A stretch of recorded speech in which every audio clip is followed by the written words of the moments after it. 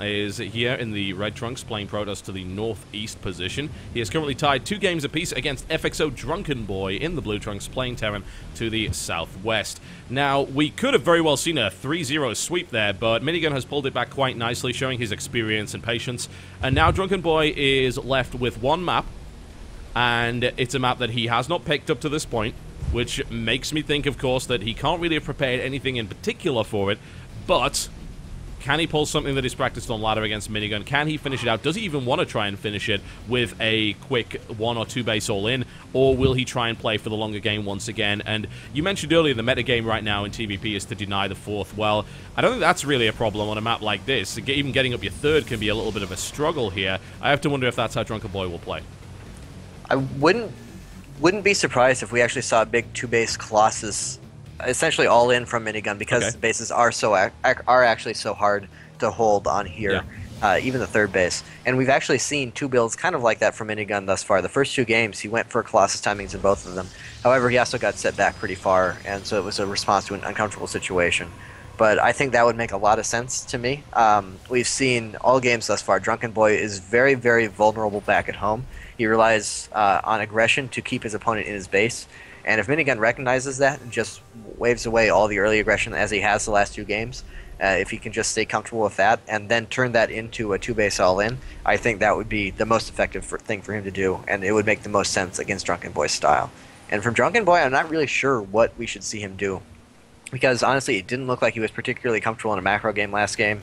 And if Minigun is smart and does just sit on 2 bases and doesn't try and overextend himself, I'm not really sure if Drunken Boy's going to be able to make any kind of aggression work. Well, we're going to see a Reaper opening.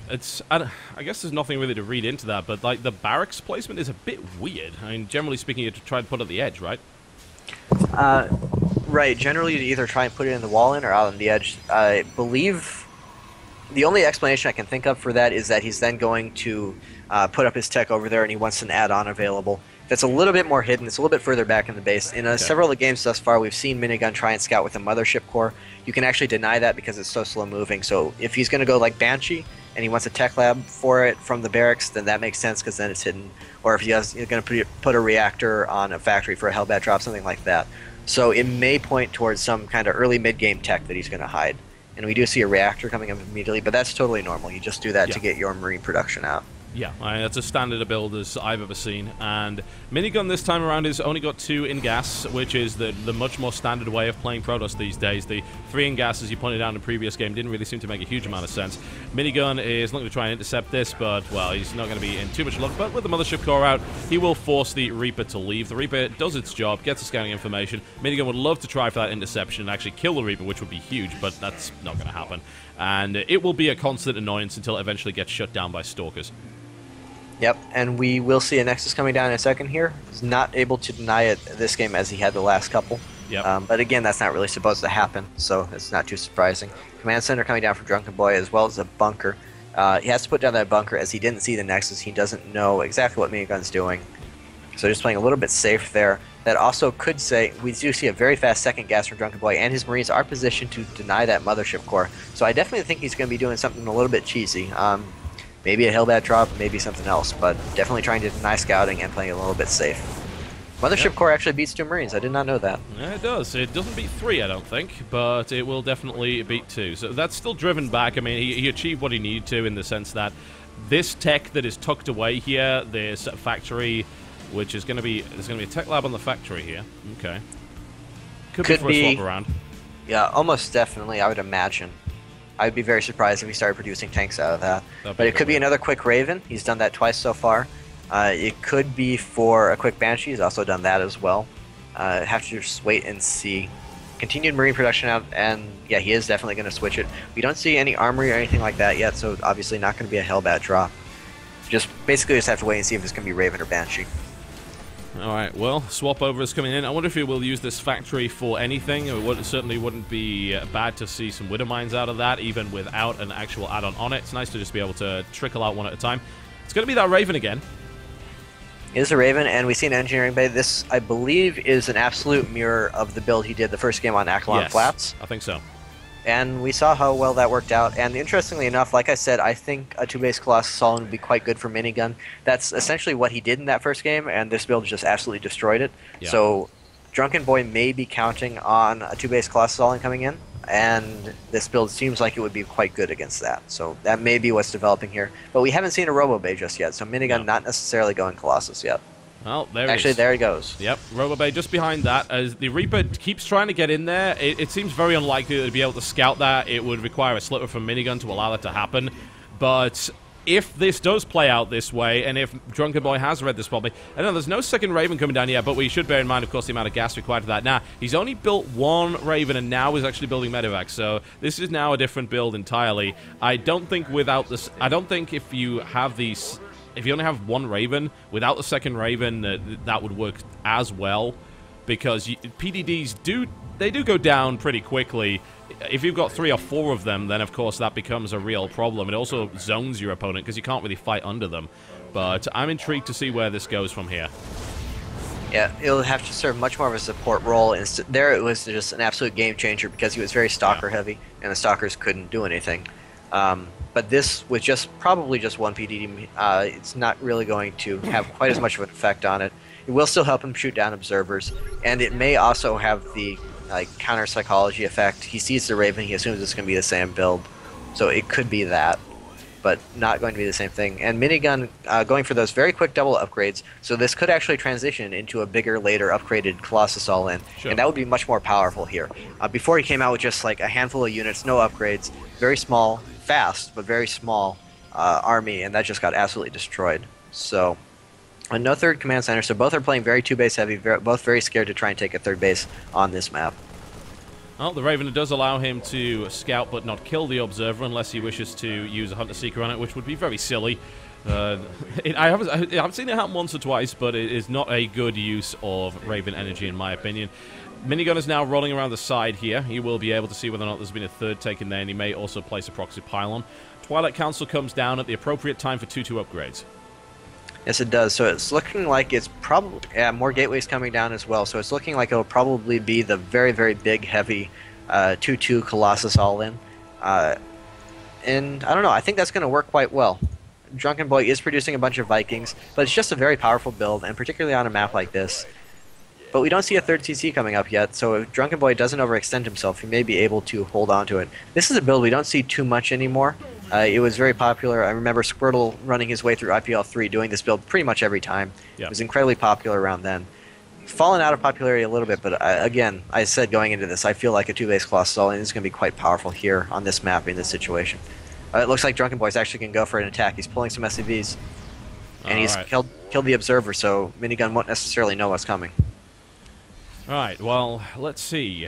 Upgrades-wise, he's currently on 1-0, and he is up against 1-1. 2-2 will definitely not finish by the time that this gets there. Blink won't be done either. The Colossus count is going to be at 3, though. Viking count is currently at 4, and there's only 2 Medivacs. This is still a pretty difficult attack to make.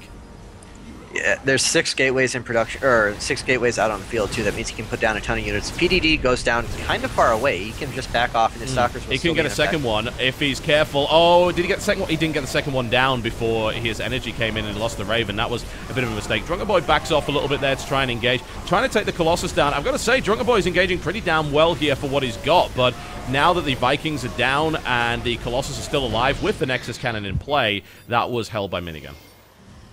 Drunken Boy made a lot of a really bad situation, but I really disagree with that attack. He was attacking into 3 Colossus with 4 Vikings under a planetary nexus plus support units. I don't know. I don't see that ever working out. It really felt like Drunken Boy had just gone into this planning to do a timing. He had that timing and he didn't. He had that timing and he did it. He didn't take into account what Minigun was doing. Yeah. That was just a really poor decision. His opponent was building up for a 2-base all-in and he attacked into him. That's the opposite of what you want to do. Yeah, and there were a few little control mistakes there as well, I've got to say. Not getting that second PDD down was, waited a couple more seconds and actually gone in for it. It wouldn't have made a difference, but it would have allowed the second PDD to go down. So a bit of miscontrol on the Raven. That could have made a significant difference with the Stalkers then not able to contribute to the fight, really. The Vikings would have stayed alive longer, which meant the Colossus may have died. But shoulda, woulda, coulda. It doesn't really matter because at the end of the day, Drunken Boy is now behind and the SCV count versus the probe count of his opponent is pretty damn low, and he's not able to... There's more SCVs coming off the line as well. Drunken Boy's going for a second all-in behind this now, and... Well, it's going to be the same kind of situation. There's going to be 3 Colossus. There's going to be no Raven this time, so the Stalkers are going to be much, much more effective. 2-2 is about to finish for Minigun. I don't see this working. Nope, even a couple of cannons coming down. The only difference is I don't believe there's a Mothership core out, so no Planetary Nexus, but the unit count is even bigger in Minigun's favor than it was going into the previous battle. And without the Raven, like you said, those Stalkers are going to take down the Vikings even faster. The Colossus are just going to destroy everything. 2-2 upgrades as well. It's looking pretty abysmal for Drunken Boy. Yeah, charging into that just seems like suicide. You're just running into the valley where you see cannon to the left and cannon to the right. It's not a very good idea, and I think Drunken Boy knows this, but he's now going to take this fight. The Blink comes in under this, and the 3 Colossus are just cutting their way through this army. The Chargeless are in effect as well with the +2/+2 upgrades. That is just not working out for him at all. He's going to lose yet another medevac as well. Bad engagement there by Drunken Boy. Minigun takes that nicely, keeps most of his Colossus alive. He loses 1, but that's pretty decent. And now we're going to have to see an attempted expansion here from Drunken Boy on 38 SCVs.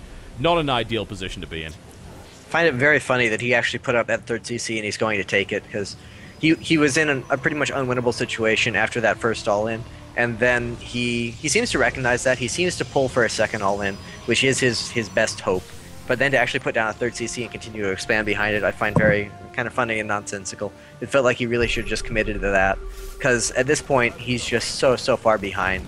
And Minigun's actually going to play it out safe, put up the Templar Archives, and go into the late game where there's absolutely no way he'll lose. But if Minigun wanted to attack now, he could, and he would win. Yeah. With the upgraded advantage in place, certainly. Even this harassment is going to be easily shut down just because that... Oh, the medevac goes down as well. Yeah, that's nasty. I mean, you've got Blink and Charge available here for Minigun. Minigun gets supply blocked quite significantly, actually. He's going to be supply blocked for another 30 seconds, but he's going to fix that up. That's not really a big advantage that the Drunken Boy can actually utilize. And with the 3rd orbital down, at least he's able to ramp up his production a little bit, but... Everything's behind. There's no sign of Drunken Boy going 2-2. He only just starts his armory right now as 3-3 begins for the Protoss player. Yeah, it's still only on the 1 starport, and with that many Colossus out in the field, he has to focus purely on Viking production. But he lost his last medevac on that harassment. He has no medevacs. His army is sitting there at less than perfect health, which is a situation Terran should never... And here come the... Oh, he's thinking about it. Is he... There go the SCVs. Oh, no, it's harassment. No. I thought he was going to pull for another all-in. I was getting excited. It's like, yeah, the grand 3rd all-in. If first you don't succeed, try again, which would absolutely not have worked under any circumstances, I feel. No, not at all. Yeah, I think Minigun's coming in right now, so if Drunken Boy is able to miraculously hold this with, like, 1 medevac, I will be very surprised. But Minigun is looking to go in for the kill now. The scan confirms that. Drunken Boy's heart is sinking, saying, oh, well, how did that all go wrong? We started off so well in this series, but Minigun was able to pull it back not once, not twice, but 3 times. Here it comes. Let's see if Drunken Boy can somehow pull this off. The likelihood of that is extremely low. Chargelets, Archons, 4 Colossus, all in the mix. He's going to have a couple of time stops as well, making more Archons just to add insult to injury. Almost no way. Warp in at the same time, harassing him and pulling his army out of position, so Minigun knows exactly where he is and exactly how to take advantage of this. And Drunken Boy is just going to get absolutely massacred here. I feel that will be the case, unless Minigun somehow throws away all of his Colossus, which is looking like it's not going to happen. The Time Warp is put down on the ramp there. There's a single Marine working away on the Assimilator over there, which is probably the best place he could be right now. He definitely doesn't want to be in that army, because he will die very, very quickly. A quick stim here by Drunken Boy is able to pick off a few Stalkers. And the Chargeless will then shut that down and now try to make their way up the ramp. Drunken Boy holding a decent defensible position here, but highly outnumbered, certainly outgunned. Interesting play from Drunken Boy to try and run around the back and pick off the Colossus and just try and pull Minigun in every which way. This is the best attempt he could make, but that's it. It's a matter of numbers. Yeah, and there's the GG, and Drunken Boy sadly will not be participating anymore in this tournament, but Minigun is able to make the 3-game comeback and puts himself in there as the second route player to advance, avenging Puck in a convincing style. I mean, certainly game 1 and 2 was very shaky for Minigun, but he got into his comfort zone, and Drunken Boy was simply not able to dislodge him from that point. very impressive mental games from a minigun to be behind like that against an opponent who's playing very weird, very designed builds, to actually just have the tenacity to hold on and pull it back 3 games in a row. Really impressive from him. And he adapted along the way. He responded very intelligently to what his opponent was doing. And I was worried he wasn't going to after those first 2 kind of bland, uninspiring games. Yeah, I certainly think so. Nicely played. Very, very nicely played by Minigun. So he advances, and we are very, very slowly getting to the end of the round of 8. We should have been done like 3 hours ago, but as you're well aware, there have been problems. But thank you to the 20,000 people that are currently watching right now. Very surprising, considering the Europeans will have gone to bed now. So that's a really good turnout. So thank you very much for supporting the North American StarCraft scene, guys. You are fantastic. We have one more series for you.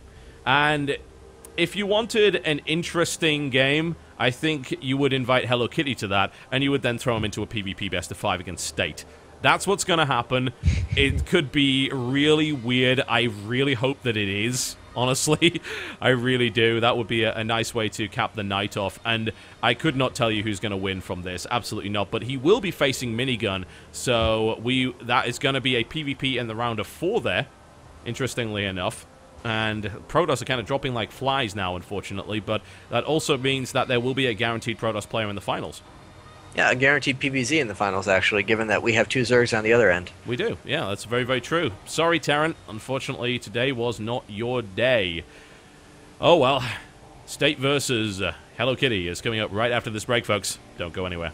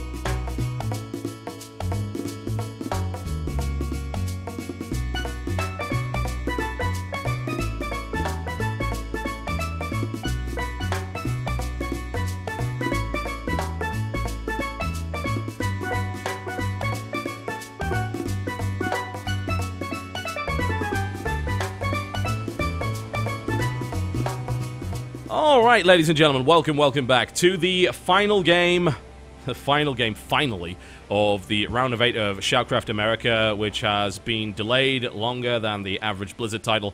And we have on the line the final 2 contestants.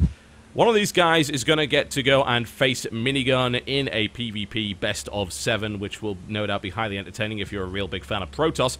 And I have for you Hello Kitty and State. Hello Kitty, welcome back to the show. Hi, Totalbiscuit. How are you doing? Not too bad. How about you? Not too bad. Just waiting for, the game to get started. Yeah, that's always good. You've been waiting for quite some time, so of course we do apologize. We'll keep this interview nice and short. Now, you were able to make your way through your group in a very interesting set of games. You have a lot of different strange builds prepared for people. Yeah, especially for Seppi, I look at his VODs, look at his replays, and all his PVZs. And since we're good practice partners, I have, a lot of builds for all my friends that are playing the SHOUTcraft. Very cool. State, welcome back. Hey. You showed a very strong performance in Group D, honestly. I think a lot of people were expecting QXC to go through in first place. That did not happen. You were able to solidly shut him down. Were you feeling that confident going into it, or was it just a case of, hey, on the day it worked out? Yeah, my PVT has been really good for the past month or so. It's the other matches I've been struggling with, but yeah, I expected to win the group.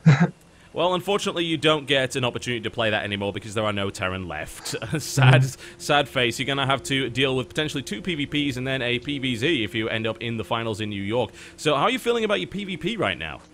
I beat EG Oz in my WCS group. Yes, you did. In Premier League, and not really sure how I did that. My PvP's been, I think, my weakest matchup since HOTS came out, I think. I've had a hard time adjusting in that matchup, and well, apparently so was Oz, thankfully, more so than you did. Hello Kitty, you don't seem to be the kind of person that would be uncomfortable in any matchup. PvT is actually my weakest matchup, but PvP is often random. You can often lose with just retarded build order losses, so you can't really account for skill in this matchup as much as the other matchups. All right, well, I would like to hear what you have to say. Now, I've got to say, Hello Kitty, you were probably known as the guy that BM'd the most in the intros in the group stages. Do you feel any particular animosity towards State, or is he your Protoss buddy? Well, I mean, he's a Protoss buddy, but he calls me Owen and Cheeser, and as long as he plays safe, he can win, so I got some macro builds prepared for him again. Those famous PvP macro builds. We have seen one of those games. Some people might say that's funny, but we did see a 5-base PvP in this particular tournament, which, yeah, it was about as weird as you would expect it to be. But who was that between? Minigun was involved in it in some way. I'm trying to recall who it was against. Was it Minigun? It was Minigun v Puck, I believe. Yeah, it was a strange game indeed. It's not often that you see PvP get to that particular stage. So, I don't want to keep you guys too longer. I know you want to go at it. State, do you have any words for Hello Kitty going into this matchup? Good luck. I hope we have an entertaining games. Hello Kitty? Good luck to you too, my friend. Alright, nice and civil. Okay, guys, to your stations. We are about ready to kick it off, and this will be a very interesting PvP indeed. I gotta say, Greg, I do not approve of Hello Kitty's choice of Skype picture. It actually doesn't show up for me. What is it? It's probably for the best. Let's just say he's not wearing much. Well, does it at least look good, or should he be wearing stuff? I think it's pretty clear that he lifts.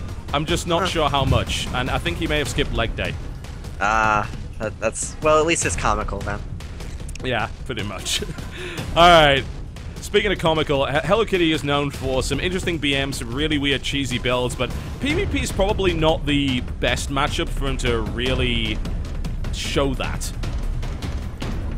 No, probably not. PvP right now, this is actually going to be really frustrating to cast, because PvP, kind of anything is viable. Yeah. We've moved past the mass void ray, beats everything portion of the game. And these players in particular, State, he's an aggressive player, but he's relatively straight up. But Hello Kitty is Hello Kitty. Like, you could see pretty much anything from him.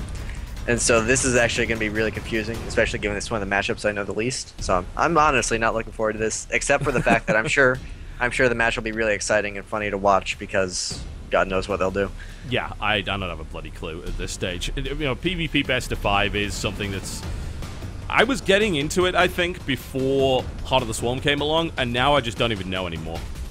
Yeah, at least the matchup is more diverse. At least it's not just the you make Colossus and whoever has more Colossus wins. And it's also not the make Void Rays and whoever has more Void Rays wins. It does feel like it's a much more diverse, interesting matchup than it used to be. At least, yeah, even if it is somewhat random and build ordery. Okay, Greg, we'll need to get you into another lobby here because we did unfortunately have to remake. So if you can just hop out and we'll get you in momentarily. And okay. I've got to say, all of the PvP that I've really seen is mostly because I like to watch Alicia's games because he always wins them every time. His PvP is ridiculous right now, and I don't know what it is. He has some kind of strange sense of how it works, but what I've noticed is one of the key points of Heart of the Swarm PvP seems to be the Oracle backstab. The notion that Stargate is a lot more popular, and if the opposing player comes to attack you, you then backstab them with an Oracle while their army's out on the map. And you can do a huge amount of damage. And then it generally ends up in this weird, funky base trade where no one has any units left. And it's going to be Whirlwind to start us off, so this actually could just be a ridiculously long game. Who knows? Alright. That would definitely be fun to watch. Yeah, sort of. Maybe. I don't like to call any match, really, as something that I dislike watching. I definitely don't call PvP my favorite, though. I don't know, I just miss the days when everything was mass army versus mass army, and then you would both have motherships, and you would just trade vortexes. You just have like two vortexes sitting there staring at each other, and then the armies would pop out and the actual fight would happen. I miss that. Yeah, that would be nice to see. The big War of the Worlds style was very... It was nice to watch, I've got to say, but... It looked terrible to play. I feel better for us than for them. Like, we have to watch it, they actually have to play it. Yeah. That's very, very true indeed. Lots of players have expressed a great deal of frustration with PvP. I'm currently expressing frustration with the fact that Hello Kitty can't decide on his bloody color. Stay there. Don't change. Thank you very much. They do this on purpose. Like, the Koreans... The Koreans know. LOL. Yeah, I knew it. You see, he's doing it there. The Koreans actually know now that I'm frustrated by it, so whenever I cast them, they do it on purpose. And that is probably Crank's and Ryung's fault for telling them, and I should dock them pay. You should just dock them the cost of the invalidated tickets. Then it balances out both problems. Oh, yeah. That I don't think they'll be too happy about that. We might not have a team very quickly after that, but... Alright, okay. Hello Kitty says, Protoss versus Protoss, no skill involved whatsoever. Let's see if that's really true. If he gets 3-0'd here by State, then I think we can safely say he's wrong.